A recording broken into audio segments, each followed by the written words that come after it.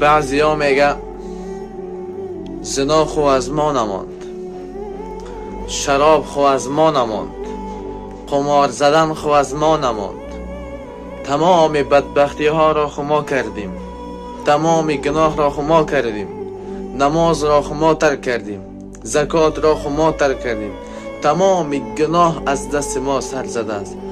آیا مگر امکان دارد که الله تبارک و تعالی ما را ببخشد؟ آیا الله تبارک و تعالی ما را میبخشد؟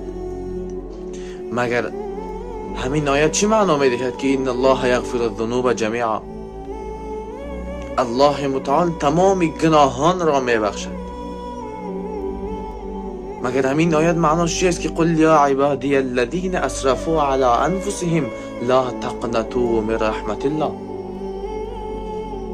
ای بندگان من، نمیگوید ای مجرمین، نمیگوید ای فاسقین، نمیگوید ای منافقین، نمیگوید ای گناهکاران، میگوید یا عبادی ای بندگان من، کسانی اسراف کردین بر نفستان، لا تقنطوا من رحمت الله، از رحمت من ناامید نشوید.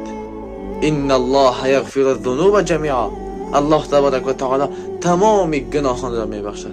ولو کنت شاربا للخمر، اگر چندی که نوشنده شراب باشد، اگر چندی یک شراب نوش باشد، اگر چندی یک قمار باز باشد، باز هر آنچه هستی باز گر کافر و گبر و بود پرستی باز این درگاه ما درگاه ناامیدی نیست، 100 بار اگر توبه شکستی باز